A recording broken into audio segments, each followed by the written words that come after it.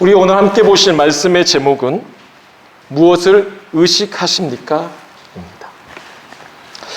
갈라디아서는 우리가 바울이 1차 선교여행부터 4차, 원래는 3차까지로 나와 있고 4차는 로마로 향하는데, 우리가 그렇게 따지고 보면 1차 선교여행에서 오늘 본문의 내용에 살펴볼 수 있는 내용이 나옵니다. 1차 선교여행에서 이제 바울이 선교를 떠나는데, 오늘 말씀에 나온 이 갈라디아 지역은 한 군데만을 말하는 게 아니고, 우리가 갈라디아 1장 2절에서도 나오듯이 수신자 자체가 이 편지를 받는 사람들이 누구냐면 바로 여러 교회들 사람이고 믿음의 형제들입니다. 그러니까 갈라디아라고 말하면 어떤 특정한 지역만을 말하는 게 아니고 그 인근 지역에 있는 곳을 말하는데, 1차 선교여행 갔을 때 비시디아 안디옥이 있고, 그리고 이고니온, 그리고 루스드라 이런 데가 나옵니다. 그런 데가 1차 선교여행 지역입니다.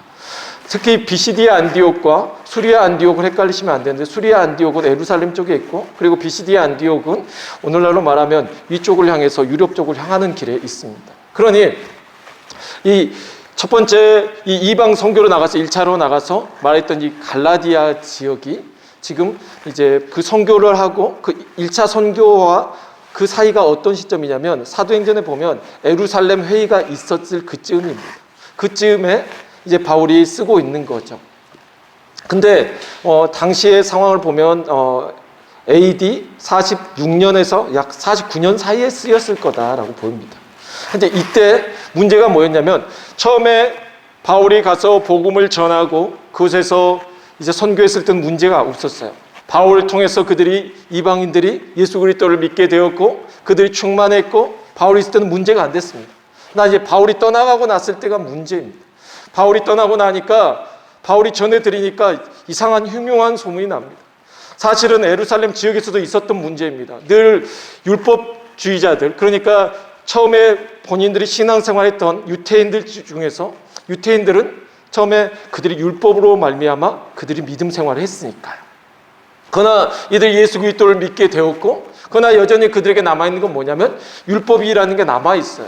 여러분, 우리가 잘 알지만 우리가 요즘 세대와 옛날 세대와 차이를 좁히려고 해도 왜 안 좁혀지냐면, 옛날 이야기를 하니까 그래요. 옛날에 나 때는 이랬고 나 때는 이랬는데, 부모들이 그러죠. 나 때는 수학 문제, 너네들 지금 수학 그렇게 공부하면 안 돼. 나 때는 수학에 정석으로 공부했고 그리고 이렇게 했는데. 근데 보니까 요즘 학생들은 보니까 너무 쉽게 하거든요. 그러니까 부모들이 봤을 때는 그게 안 맞는 거죠. 군대도 마찬가지예요. 군 생활을 어렵게 한 사람들이 이게 보상 심리가 있어요. 나는 군 생활을 3년 6개월 했는데 요즘 애들은 1년 6개월 하니 이건 군대도 아니고, 군대 가면 너무 편하다고 옛날 이야기 한단 말이에요. 부모님들도 마찬가지예요. 옛날 이야기를 한다는 거예요. 그러다 보니까 이게 안 좁혀지는 거죠. 특히 부모들이 봤을 때는 문제는 꼭 연습장에다 풀어야 되고 막 이렇게 하는데, 그래서 한 조사기관에서 부모들이 얼마나 똑똑한지 자녀들하고 12명씩 앉혀, 부모 12명, 자녀 12명 앉혀놓고 시험을 보겠습니다. 그렇게 부모가 잘난 척했으니까 이제 수학을, 아이들의 나이는 평균 한 12살 정도 돼요. 그러니까 그렇게 수준이 높은 실력은 아닐 거 아닙니까? 수학이라고 해도 산수에서 그 정도 됐는데, 부모들이 당연히 엄청 잘 볼 줄 알았죠. 그래서 부모가 잘 보긴 했어요. 1점 더 나왔습니다. 부모 65점, 아이들 64점 나왔어요. 근데 아이들한테 막 큰 소리 칠 입장은 못 드는 거죠. 엄청나게 막 잘한다고 했는데. 그러니 이제 뭔가를 막 가르치려 하고. 오늘 그러니 무슨 내용이냐면, 먼저 있었던, 예를 들면 수학자가 있는데, 수학자는 칠판 여기서부터 처음 끝까지 막 쓰면서 자신의 막 공식을 쓰면서 어렵게 막 했는데, 어떤 젊은 학자가 나타나서 쓰지도 않고 암산으로 답을 정확하게 말해버렸을 때, 주변에 있는 사람들은 다 어떻게 하겠어요? 와, 저걸 배워야겠다. 그거 막 그럴 거 아니에요. 그럼 이제 기존에 있던 수학자는 자존심이 상하지만, 어떻게 보면 새로운 곳의 사람들은 이제 배우게 되고, 그러나 중요한 건 그 수학자가 계속 가르치지 않고 떠나게 됐을 경우에 기존에 있던 교육을 계속 받아야 된다는 겁니다. 그러면 어디로 다시 돌아가겠어요? 과거로 다시 돌아가게 됐어요. 예를 들면 옛날 사람들은 손으로 써야 된다 그래요. 요즘 시대는 어떤 시대입니까? 스마트 시대인데 꼭 손으로 써야 된다 막 이러니까 이렇게 하면 안 된다. 그걸 강조하니까 다시 과거로 돌아가는 거죠. 아니, 바울이 있을 때는 바울은 어떻게 가르쳤습니까? 오직 예수 그리스도를 믿음으로 말미암아 우리도 구원받게 되었다. 원래 하나님의 선민이었던 이스라엘 백성들을 통해서 하나님이 그들을 택하시고 그들을 구원하기로 하셨지만 오직 예수 그리스도를 통하여서 죄인된 우리를 또한 구원하셨으니 이방인인 우리도 예수 그리스도로 말미암아 구원받게 되었다라고 말하면서 큰 복음의 메시지를 전했단 말입니다. 예수 그리스도를 믿음으로만 말미암아 구원받는다는 건 얼마나 쉬운 문제입니까? 어렵게 율법을 다 지켜서 행해야지만 이들이 구원받는다고 생각했던 이 수학자의 어려운 공식같이 외우면서 신앙생활 해왔던 사람들에게는 이거는 너무 쉬우니까 이거에 대해서 불만이 많았을 거라는 거죠. 본인들이 구원받은 건 좋으나 이게 너무 쉬우니까 본인들은 유태인으로서 살아오면서 율법을 어렸을 때부터 외우고 어렵게 해왔는데 이거 예수님으로 인해서 구원받은 건 좋으나 본인들이 보니까 유대교 출신에서 이방인들 보니까 엉망인 거예요. 얘네들은 고생도 안 하고 꼭 편한 아랫목에 앉아있는 것처럼 보이고 뭔가 불편했다는 거죠. 바울이 떠난 자리에 그들이 다르게 전합니다. 예수 그리스도만 믿음으로 말미암아 구원받는 게 아니다. 율법을 행해야 된다. 너희들 율법을 지키지 않으면 구원받지 못한다. 여기에 이걸 가미시킨 거죠. 그리고 너희도 할례도 받아야 된다. 그 구약의 조건들, 전통들을 하나하나 그들에게 마치 소에게 멍에를 씌우듯이 죄의 멍에를 그들에게 씌우게 된 것입니다. 바울은 그동안에 죄의 멍에에 있던 그들에게 이젠 예수 그리스도로 말미암아 우리가 죄의 멍에를 벗고 자유함을 얻었다라고 자유함을 주었는데 바울이 떠난 그 자리에 다시 예전 그 율법적인 그 마인드를 가지고 그들에게 다시 죄의 멍에를 씌우게 되는 것입니다. 근데 사람들이 또 거기를 따라요. 왜 그렇게 되냐? 시간이 흐르고 보니까 우리가 알아야 될 건 예수를 믿으면 바로 의롭게 되면 얼마나 좋습니까? 오늘날에도 도전을 많이 받습니다. 기독교가. 뭐가 문제이죠? 우리는 여전히 늘 문제였는데 요즘에 특히 이 코로나 시대에 또 기독교인들이 더 주목을 받고 문제인 것처럼 막 드러나는데 세상 사람들의 관점은 어떤 관점입니까? 예수를 믿게 되면 바로 변화되어서 새 사람 되길 바라는 거죠. 그럼 그렇게 됩니까, 여러분? 그렇게 되지 않아요. 그건 마치 뭐와 같냐면 여러분이 이제 선물 받았는데 선물 받고 나서 뭐 수학책을 선물로 딱 주고 나니까 바로 얘가 수학 천재가 됐을 거라고 생각한 것과 똑같아요. 이제 여러분 신앙생활한 여러분에게 성경책 하나 던져줬을 뿐인데 여러분이 마치 예수 그리스도의 제자들로서 바로 살아가기를 바라는 게 이 세상이라고. 그게 되냐고요? 안 되잖아요. 기다려야죠. 하루아침에 되는 게 아니죠. 근데 이게 이제 문제가 되면 그럼 중요한 건 뭐가 문제인 겁니까? 중요한 건 뭐가 문제인 거예요? 이 세상의 관점은 항상 그래왔어요. 변함이 없습니다. 근데 이제 문제는 공동체 안에서 그런 눈빛이 생겨나는 거예요. 서로 안에서도 저 사람 저러면 안 돼. 뭐 이런 게 이제 막 생겨나는 거죠. 그러면서 그 안에서 우리 안에서 율법이 하나씩 생겨나는 것입니다. 이걸 해야지 구원받아. 이걸 해야지 구원받아. 이런 게 생겨나는 거죠. 그런 관점이 하나씩 생겨나는 것입니다. 그러니 바울이 떠난 이 자리에 이런 관점들이 하나하나 생겨나면서 이걸로 가르치게 된 것입니다. 사람들은 그 가르침이 마치 맞은 것처럼 자기들도 생각해 보니까 그런 것 같아. 너무 우리가 쉽게 구원받은 것 같아. 예수 그리스도만 믿음으로 말미암아 구원받는 거 이건 너무 쉽지 않아. 이건 문제가 있어. 이건 아닐 거야. 그래, 이 정도는 해줘야지. 어렵게 해야지. 여러분, 은혜란 건요 값없다라는 뜻입니다. 선물이란 뜻입니다. 누가 선물에다가 이걸 줄 테니 이걸 달라 그러면 그건 뭐가 돼요? 조건이 되고 그거는 뭐가 돼요? 빚이 돼요. 그건 보상이 되는 것입니다. 선물은 무엇입니까? 주고 나서 있는 거예요. 여러분이 선물을 주고 나서 주겠지 하고 있으면은 내가 생일 선물 줬으니까 내 생일 때째도 주겠지 하고 있으면 그건 선물이 아니에요. 여러분 사실은 내가 주고 나서 잊어야 돼. 내 생일 때 내가 안 받아도 돼 하고 잊어야 되는데 내 생일 때가 되면은 왜 내가 줬는데 안 줘? 그럼 여러분 그건 선물이 아니었던 거예요. 그럼 보상이고 이거는 뭐예요? 교환인 거죠. 교환. 그러니 하나님께서 말하는 건 뭡니까? 예수 그리스도로 말미암아 너희에게 주신 그 은혜의 복음은 선물인 것입니다. 그냥 거저 주신 거예요. 값없이 주신 거예요.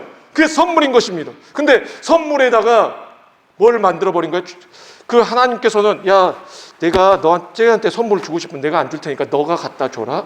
그 하나님 이게 넘겨줬는데 그 사람이 갖고 가면서 거기에다가 덧붙인 거예요. 너도 이거 받았으니까 너도 줘야 돼? 그러면 중간에서 그렇게 만들어버린 것입니다. 하나님은 안 그러셨는데 중간에서 건네주는 사람이 그 받는 사람에게 부담감을 안겨주면서 완전히 선물의 의미를 왜곡시켜버린 거죠. 바꿔버린 겁니다. 하나님의 마음이 전달이 안 된 거죠. 얼마나 가슴 아픈 일입니까?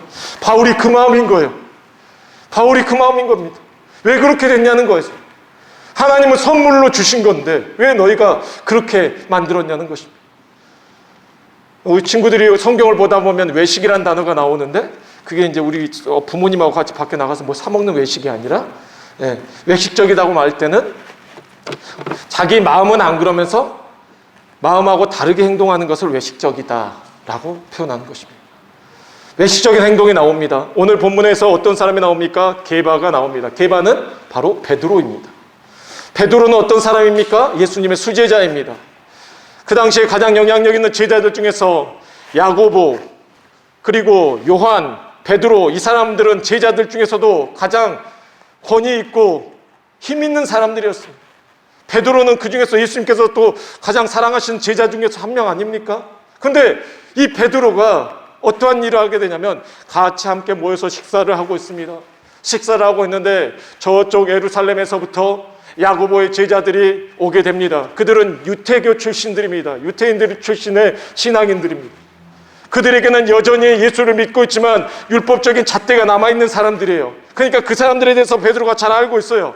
근데 베드로가 지금 비시디아 안디옥에 와서 안디옥에서 같이 뭘 먹고 있냐면 그 안디옥 사람들, 이방인 사람들과 같이 식사를 하고 있는 거예요. 근데 그들이 오는 걸 딱 보는 순간 저 사람들이 와서 내가 이 이방인들과 함께 밥 먹고 있으면 나를 분명히 정죄할 거다라는 생각에 베드로가 그 자리에 일어나가지고 자리를 피합니다.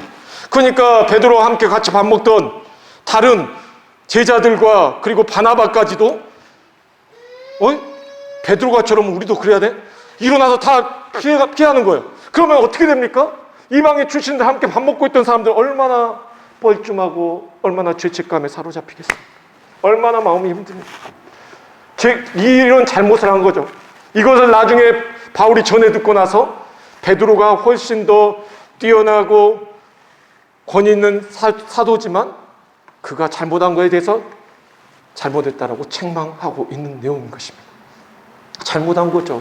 왜 잘못한 겁니까? 베드로가 원래 예수 그리스도께서 십자가에 달려 죽기 전날 밤에 예수님께 잡혀가셨을 때 그를 따라갔다가 예수님을 3번 부인한 사람 아닙니까? 후회했잖아요. 내가 다시는 안 그래야지.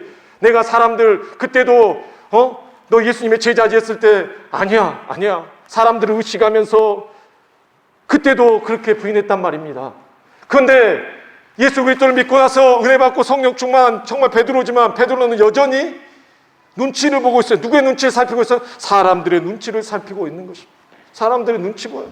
여러분, 무엇을 의식하십니까? 사람들을 의식해서는 안 됩니다. 신앙은요, 사람을 의식하는 게 아닙니다. 기독교 문제더라 뭐하더라, 여러분이 언제부터 그 기사 보고 여러분 신앙생활 했습니까? 언제부터 사람들 보고 신앙생활 했습니까? 신앙생활은요, 예수 그리스도를 보고 신앙생활 하는 것입니다. 세상은 바뀌어요. 계속 문제 있고 기독교는 계속 문제 있을 거예요. 큰 교회들 어떤 교회요? M교회, S교회 문제라더라. 이게 계속 이슈 나오니까 어떤 목사 문제라더라. 세상이 그렇게 훌륭한 목사였는데 재산이 어쩌고 부동산이 어쩌고 이런다더라. 언제부터 여러분이 그분들 보고 믿었습니까? 여러분이 언제부터 교회들 보고 믿었고 언제부터 여러분이 사람 보고 믿었습니까? 그게 목사라고 할지라도 언제부터 여러분의 신앙이 그 사람들에게 의존되어 있었냐는 것이죠. 여러분의 신앙생활은 처음부터 그게 됐다면 잘못 신앙생활한 것입니다. 그래서 지적한 거죠. 베드로와 다른 사람도 아니고 베드로가 그렇게 했다는 거예요. 너무 가슴이 아픈 겁니다. 예수님은 어떤 식사 자리에서 어떻게 하셨습니까? 예수님의 식사 자리도 나와요. 성경에서 보면 예수님을 바리새인들은 누구하고 비교하냐면 세리 요한하고 비교합니다. 예수님이 어느 날 밥을 식사를 하시는데 세리하고 죄인들하고 식사를 하는 거예요. 근데 그 자리에서 포도주도 마시고 세리 요한이라는 사람은 와가지고 약대 털 옷 입고 다니고 길거리 땅에 있는 거 주워 먹고 다니고 술도 멀리하고 나시린으로서 머리도 자르지 않고 하여튼 이렇게 건전하게 생활했던 사람인데 예수님이 오셔서 보니까 막 죄인들하고 다 함께 식사도 하고 예수님은 뭐 포도주도 마시고 뭐 예수님은 그러는 거예요. 그러니까 예수님 보고 뭐라고 말합니까? 죄인들과 세리의 친구다라고 말합니다. 그러나 예수님은 그건 아랑곳하지 않습니다. 예수님은 그들의 시선이 중요하지 않았거든요. 그들의 말이 중요하지 않았거든요. 예수님 바라본 건 누구였습니까? 오직 하나님만 바라보는 것이죠. 예수님은 원래 오신 게 뭐 하려고 오신 거예요? 그래, 니들 말 잘했다. 나는 원래 죄인과 세리와 친구가 되기 위해 왔다. 난 고아와 과부의 그들과 친구가 되기 위해 왔다. 예수님, 난 목적 달성했다. 난 너희의 죄를 짊어지기 위해 이 땅에 왔다. 그러니까 나는 괜찮아. 나는 좋아. 이러는 거죠. 처음부터 예수님은 사람의 눈을 보지 않으셨습니다. 하나님은 사람의 외모를 취하지 아니하십니다. 사람이 외모를 취하는 거죠. 우리가 자꾸 사람의 눈을 의식하는 거죠. 여러분, 신앙생활 그렇게 하다 보면요, 내가 계속 그렇게 되면요, 나도 모르게 그런 태도가 나오게 된다는 것입니다. 습관은 무서운 것입니다. 그런 습관이 나도 모르게 나오는 거예요. 유태인들이 그렇게 하고 싶어서 하겠어요? 오랫동안 그런 삶을 살아오다 보니까 습관적으로 나오는 것입니다. 습관적으로 자신들의 그 율법적인 게 나오는 거예요. 우리 어른들이 꼰대 소리 듣듯이 우리가 예전에 그렇게 살다 보니까 얘들 보면은 뭐 하지 마라, 문지방 넘지 마라, 뭐 저기 숟가락 뒤집어 놓지 마라, 뭐 하지 마라, 뭐 이런 유교적인 사상. 예? 난 우리 어머니가 말한 게 다 성경에 써 있는 줄 알았어요. 이거 우리 어머니 문지방 받지 마라, 뭐 숟가락 뒤집어 놓지 마라, 성경에 안 나와 있어요. 예, 유교 사상, 유교적인 뭐 하지 마라, 뭐 하지 마라. 예? 그런데 그게 그렇게 되는 거죠. 왜? 내가 그렇게 해왔으니까 남을 그걸로 이렇게 기준하는 것입니다. 여러분, 하나님의 말씀을 하나님 외에 다른 것에 의식하지 마시기 바랍니다. 사람을 보아서 안 됩니다. 하나님만 바라봐야 될 줄로 믿습니다. 오늘 말씀 한번 보시죠. 우리가 함께 말씀을 살펴보실 때에 그러면 16절 보니까 사람이 의롭게 되는 것은 율법의 행위로 말미암음이 아니요 오직 예수 그리스도를 믿음으로 말미암는 줄을 알므로 우리도 그리스도 예수를 믿나니 이는 우리가 율법의 행위로서가 아니고 그리스도를 믿음으로써 의롭다 함을 얻으려 함이라. 율법의 행위로서는 의롭다 함을 얻을 육체가 없느니라. 로마서, 갈라디아서, 히브리서, 그리고 하박국서, 성경의 곳곳에서 오직 우리가 의롭게 되는 것은 우리의 행함이 아니고 오직 예수 그리스도를 믿음으로 말미암아 우리가 의롭게 된다는 것입니다. 우리가 의인이 되는 것은요, 우리가 어떤 착한 행동을 함으로 인하여서 우리가 구원받는 게 아니라 값없이 예수님께서 예수 그리스도의 십자가에 달려 죽으심으로 말미암아 우리가 예수 그리스도를 믿는 자에게는 우리를 의롭다라고 해주시는 것입니다. 너무 쉽죠? 너무 쉬우니까 이건 이단설 아니야? 이건 잘못된 거 아니야? 당시에도 그랬다는 것입니다. 제가 아까도 말했지만 하나님의 은혜요, 하나님의 선물이십니다. 하나님께서 여러분 언제 택하셨냐고요? 여러분이 태어나서 착한 일 하니까, 나쁜 일 안 하고 착하게 사니까 여러분 구원하신 게 아니라 여러분이 태어나기도 전에 하나님께서 여러분을 택하사 하나님께서 여러분을 하나님의 자녀 삼으신 줄로 믿으시기 바랍니다. 하나님께서 그걸 값없이 주신 것입니다. 여러분 예수님을 언제 알아요? 그날 그 예수님께서 여러분을 구원하시고자 이 땅에 오셔서 십자가에 달려 죽으신 것입니다. 십자가는 어떤 것입니까? 갈라디아서 3장에 나옵니다. 나무 아래에 있는 자마다 다 저주를 받은 자다. 십자가에 달린다는 건 저주를 받는다는 것입니다. 율법은 어떤 것입니까? 율법은 우리로 하여금 너희가 저주 가운데 있다. 율법은 어떤 것입니까? 너희가 하나님의 말씀대로 살면은 너희가 살리라. 그러나 너희가 하나님의 말씀대로 살지 못하면 너희는 정령 죽으리라. 저주 가운데 있는 것입니다. 하나님의 말씀을 완전하게 지키면, 율법을 지키면 여러분이 구원받습니다. 그러나 완벽하게 하나도 실수 없이 퍼펙트하게 예수를 믿을 사람이 누가 있습니까? 없어요. 이 세상에 사람들은 없습니다. 누구나 다 죄인입니다. 그렇기 때문에 그 누구도 율법을 완전히 지킴으로 인해서 구원 못 받는다는 거예요. 그러니까 그러면 율법을 지키지 말자가 아니고, 율법은 그럼 어떤 역할이냐? 율법을 통해서 죄인을 더욱 죄인 되게 한다는 거죠. 우리가 법이 없을 때는 우리가 죄인인지 뭔지 모르지만 법이 있음으로 인해서 우리의 잘못된 거, 노상 방뇨하지 마세요. 뭐 길을 건너갈 때 신호등 없는 데서 건너가지 마. 이런 책이 없을 때는 우리가 그 길을 건너가든 노상 방뇨를 하든 무슨 죄가 되겠습니까? 그러나 그런 잘못된 것에 대해서 이런 책이 있으면 그때부터 우리가 이제 그게 잘못됐던 것을 알고 우리의 죄가 이렇게 쌓이는 것입니다. 그러면 율법은 어떤 것입니까? 어떤 역할입니까? 우리를 더욱더 하나님의 말씀에서 우리는 벗어난 사람들로서 우리가 이렇게 하나님 말씀 어겼구나. 죄인을 더욱더 죄인 되게 하는 것입니다. 그래서 바울이 말합니다. 율법은 죽이는 것이요 그리스도는 살리는 것이다. 우리는 저주 아래 있는 자들입니다. 그러나 예수 그리스도께서 십자가에 달려 죽으심으로 말미암아 저주 아래 있는 우리를 저주 가운데서 뭐 하신 것입니까? 해방하신 것입니다. 해방된 것이에요. 표현을 해방됐다는 표현을 써요. 죄의 멍에서부터 해방되었다고 표현을 합니다. 광복과 같은 거죠. 일본에게서부터 우리가 해방되었는데 다시 옛날을 떠올리면서 일제시대 그때가 좋았어. 그때가 참 좋았다. 지나가면서 일본 사람들이 우리한테 이렇게 해주더라. 이때를 떠올리는 것과 같은 거예요. 예수 그리스도로 말미암아 구원을 받고 이 기쁨 가운데 있는데 옛날을 떠올리는 겁니다. 옛 추억을 떠올리는 거예요. 율법 다시 그때로 돌아가자. 스스로 뭐 하는 겁니까? 스스로 얽매는 거죠. 나도 못 지킬 것을 남에게 씌운다는 것입니다. 17절 말씀 보십시오. 만일 우리가 그리스도 안에서 의롭게 되려 하다가 죄인으로 드러나면 그리스도께서 죄를 짓게 하는 자냐? 결코 그럴 수 없느니라. 여러분, 제가 처음에 서두에서 말씀드렸던 부분입니다. 우리가 이 17절 말씀대로 보십시오. 우리가 그리스도 안에서 이제 의롭게 살려고, 예수를 믿고 의롭게 살려고 하다가 우리가 죄인의 모습으로 드러나게 되면 예수님이 죄인이 되는 것입니까? 그거 아니다라고 말하고 있는 것입니다. 그러면 그리스도께서 우리를 죄를 짓게 하는 사람이냐? 아니다라고 말하고 있습니다. 우리가 이제 신앙생활 이제 시작해가지고 우리가 제가 아까도 말했듯이 예수를 믿게 되면 바로 우리가 착한 일 합니까? 우리가 바로 교과서 받으면 바로 공부를 잘합니까? 교과서를 다 공부를 하고 또 보고 또 봐도 우리가 틀리고 실수하는데 점점 자라가야 되잖아요. 그러나 자라가면서 하나님의 자녀를 삼으신 게 아니고 하나님의 자녀를 먼저 삼으시고 하나님의 자녀를 답게 점점 하나님께 훈련시키신다고요. 그러나 세상 사람의 관점에서 봤을 때는 그게 그렇게 안 보이죠. 아주 예수 믿는 사람이 저렇게 사네? 저거 잘못됐는데? 이렇게 지적받죠. 그러면은 예수님, 그 사람들이 뭐라 그래요?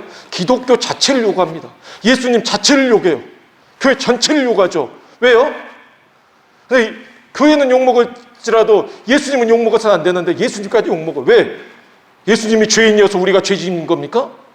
예수님은 한 번도 어긋나신 적이 없죠. 근데 우리의 모습이 그런 거지. 우리의 모습은 여전히 옛날부터 지금이나 여전히 변함없이 우리는 죄인이고 늘 실수가 많고 죄를 짓고 살아갑니다. 그러면 우리의 죄가 좀 더 드러나면 예수님이 우리를 죄짓게 하는 사람입니까? 아니라는 거죠. 아니라는 겁니다. 예수님은 그런 분이 아니다. 바울이 뭐라고 말합니까?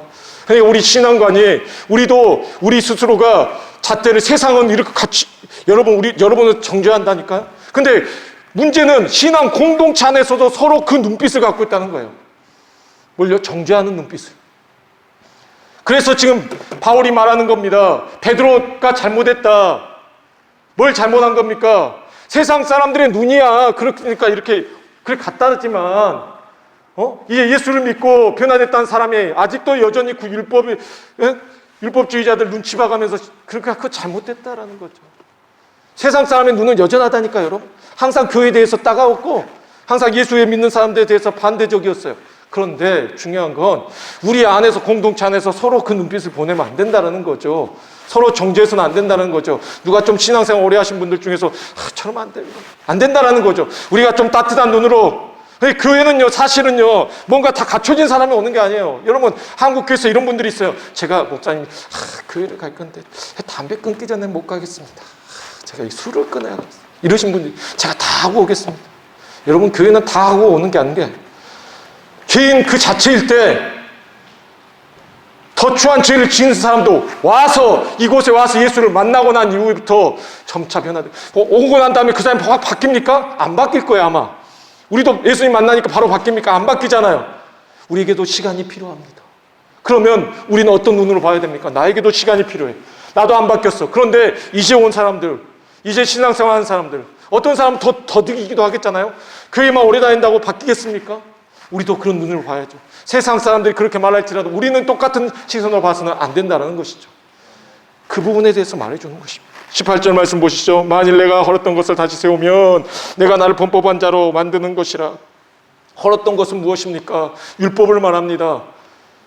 건물을 지어 올렸는데, 여러분, 이렇게 건물을 지어 올렸다는 거, 세웠는데 그걸 헐었는데 다시 세우겠냐라고 말합니다. 그 허물어진 게 바로 율법이라는 거죠. 19절, 내가 율법으로 말미암아 율법에 대하여 죽었나니 이는 하나님에 대하여 살려 함이라. 율법은 어떤 거라고요? 나를 죽이는 거라고요. 율법으로 말미암아 내가 죽었다고요. 그럼 내가 죽은 것은 기뻐한다고요. 왜? 바울이 왜 기뻐하냐면, 내가 율법으로 인해서 내가 죽은 게 왜 기쁘냐면, 율법으로 인해 내가 죽음으로 말미암아 내가 하나님을 위해서 살 수 있다라고 말합니다. 너무 기쁘다. 나 그래서 율법으로 말미암아 나는 죽었다라고 표현하는 것입니다. 바울은 어떤 사람입니까? 바리새인 중에 바리새인이요, 그 누구보다 율법을 많이 알았던 사람이고, 유태인이고, 로마 시민권을 가지면서도 유태인일 수 있는 이 정말 대단한 사람인데도 불구하고, 그 누구보다도 하나님의 말씀을 율법적으로 잘 지켜 행했던 사람임에도 불구하고, 그는 자기 자신을 항상 자기가 가르쳤던 사람들에게 너희는 하나님의 자녀요, 너희는 축복받은 백성, 막 이렇게 표현을 하지만 자기 스스로에게 나는 이런 표현을 안 씁니다. 그는 늘 자기를 뭐라고 표현하냐면, 나는 하나님의 종이다, 나는 죽을 종이다, 나는 엄청난 죄인이다, 이렇게 표현합니다. 누가 과거의 말을 또 꺼내면 내 스스로가 나를 깎아내리는 건데, 바울은 갈라디아서에서도 마찬가지고 여기저기에서 자기를 깎아내는 말을 하는데, 뭐냐면 나는 원래 예수 그리스도를 믿는 사람들을 잡아다가 죽이는 역할이었고, 나는 나는 죄인 중에 괴시고 난 나쁜 사람이었는데 다메섹 도상에서 예수 그리스도를 만남으로 내가 변화되었다라고 말하면서 자기를 스스로 깎는 말을 해요. 그 이유는 뭐냐면, 나는 낮아지고 오직 예수 그리스도만 존귀케 되기를 바랬기 때문인 것입니다. 그러면서 자기 자신을 늘 그 위치를 나는 그리스도의 종이다라고 표현하면서 내 자신을 종의 위치에다가 놓고 있습니다. 우리가 잘 아는 20절 말씀 보죠. 내가 그리스도와 함께 십자가에 못 박혔나니 그런즉 이제는 내가 사는 것이 아니다, 오직 내 안에 누가 사신 것이냐, 그리스도께서 사시는 것이다. 이제 내가 육체 가운데 사는 것은 나를 사랑하사 나를 위하여 자기 자신을 버리신 하나님의 아들을 믿는 믿음 안에서 사는 것이다. 나는 죽었다. 그리고 내 안에 누가 살기를 바라는 것입니까? 예수님이 살기를 원하는 것입니다. 내 자아는 죽어지고 나는 낮아지고 예수님은 살아나시고 예수님은 존귀케 되어지기를 바라는 것입니다. 이게 바울의 고백인 것입니다. 그러니 바울은 뭘 표현하는 것입니까? 나는 사람들 애초부터 안 봤어요. 난 처음부터 애초부터 사람들의 눈을 의식하지 않았습니다. 나는 오직 하나님만 바라봅니다. 이렇게 표현하는 것입니다. 내가 어차피 사람들 안 봤는데 사람이 뭐가 중요해? 난 어차피 예수님 보고 신앙생활 했는데, 난 어떤 사람이었어? 나 같은 사람이 지금 예수 믿고 구원받았어. 얼마나 감격이야. 우리는 늘 죄인이야. 바뀔 수 없는 죄인이야. 내 속혼 내 육신에 선한 것이 거하지 아니한 줄 아느니 원하면 내게 있으나 행하는 것은 없다고 바울은 말하면서, 늘 내 자신은 바뀌려고 늘 하지만 신앙생활 할수록 난 막 바뀌었으면 좋겠는데 여전히 자신은 죄인의 모습을 바라보는 것이죠. 그런데 나 같은 죄인을 예수 그리스도께서 구원하셨으니 그 구원의 은혜가 얼마나 감격스러운지, 본인이 분명히 하나님의 예수 그리스도를 믿음으로 말미암아 구원받은 백성임에도 불구하고 여전히 이 외적인 상태로서는 죄인의 모습이라고 고백하는 것입니다. 우리 여러분 그걸 봐야 돼요. 이 사람의 지금 외적인 모습을 보고 판단할 것이 아니라, 저 사람 하나님께 구원받은 사람이야, 하나님의 자녀야. 상태는 어떻게 할지라도, 상태는 꾀죄죄하고 상태가 안 좋아 보일지라도 여러분이 아셔야 될 게 있어요. 그 사람은 하나님의 자녀입니다. 왕왕왕왕 나는 왕자다, 공공공공 뭐 나는 공주다, 우리가 그랬듯이 그 사람들은 하나님의 자녀인 것입니다. 신분이 그래요. 신분이 그렇다는 거예요. 여러분 이탈리아에 살고 있으면서 이게 참 힘든 일이지만, 여러분에게 갑자기 오늘 명예 시민권을 딱 주면 여러분이 갑자기 그 명예 시민권을 받자마자 갑자기 이탈리아가 막 나오면서 여러분이 이태리의 모든 것들 다 알게 되고, 여러분이 이태리 사람처럼 사고를 하게 됩니까? 갑자기 이태리 사람이 돼요? 안 된다는 거죠. 오늘 여러분이 예수 그리스도를 믿음으로 말미암아 하나님의 자녀가 되면 오늘 하루 갑자기 여러분이 막 이렇게 바뀝니까? 안 된다는 거예요. 시간이 필요하겠죠. 시간이 필요하지 않겠습니까? 그와 마찬가지입니다. 여러분에게도 시간이 필요하고 공동체 사람들에게도 시간이 필요하고 우리 기독교인들에게 참으로 많은 시간이 필요합니다. 근데 우리가 자꾸 세상 기준의 그 눈을 우리도 갖고 들어와서 그 기준으로 우리도 보게 되면 안 된다는 것입니다. 그러니 여러분, 하나님의 눈을 우리가 바라봐야 됩니다. 21절입니다. 내가 하나님의 은혜를 패하지 아니하노니 만일 의롭게 되는 것이 율법으로 말미암으면 그리스도께서 헛되이 죽으셨느니라. 내가 하나님의 은혜를 패하지 않는다고 말합니다. 그 이유는 뭡니까?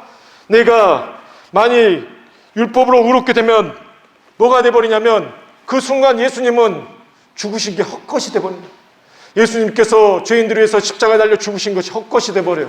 우리가 이 율법을 세우는 순간 예수님의 그 하나님의 그 값없이 주시는 그 은혜는 헛것이 돼버린다는 거예요.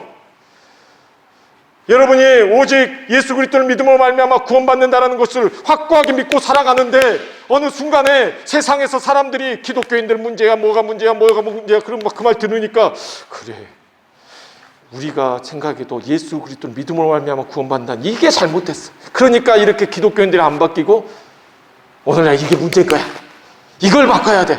이렇게 되면 여러분이 뭐가 돼버리냐면 율법을 세우는 게 되고 결국은 예수님께서 잘못 죽으신 게 되는 겁니다.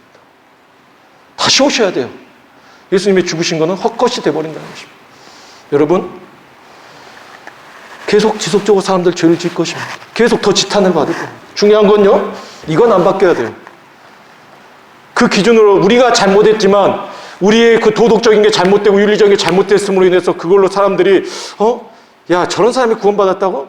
이렇게 말할지라도 여러분이 바뀌지 말아야 할 게 뭐냐면 예수 그리스도를 믿음으로 말미암아 구원받는다는 것은 바뀌어서는 안 됩니다. 절대 그게 흔들려서는 안 돼요. 그런데 사람들이 항상 이런 게 막 지탄을 받기 시작하면 그때 뭐가 움직이기 시작하면 구원관 자체가 흔들려. 그래, 예수 그리스도만 믿어갖고 구원받는다는 건 좀 말이 안 돼. 저 봐봐, 우리 교회 안에서도 저 사람 구원받았겠어, 저 봐봐 하는 거. 여러분 생각에서도 그런 게 생겨나면 여러분이 그 사람만을 의심하는 게 아니고 뭐가 흔들리고 있는 거냐면 여러분의 믿음이 흔들리고 있는 게 된다는 거예요. 그게 뭐냐면 여러분이 저 사람 구원 안 받았을 것 같아, 이렇게 한 순간 뭐가 되냐면 여러분도 모르는 사이에 여러분 스스로가 여러분도 내가 예수 그리스도를 믿음으로 말미암아 구원받지 않고 있다는 것을 인정해야 될 것입니다. 여러분, 우리가 세상에선 평가받을 수 있습니다. 그러나 우리 안에서는 평가해서는 안 됩니다. 믿음의 눈을 바라봐야 됩니다. 여러분, 우리가 오늘 본문 말씀처럼 무엇을 의식하십니까? 사람을 의식하십니까? 아니면 하나님의 눈을 의식하십니까? 사람의 눈을 의식하고 신앙생활 하지 마십시오. 오직 하나님의 사람으로서 여러분이 오직 기준 자체를 하나님께 맞추시기 바랍니다. 오직 예수님께만 맞추시기 바랍니다.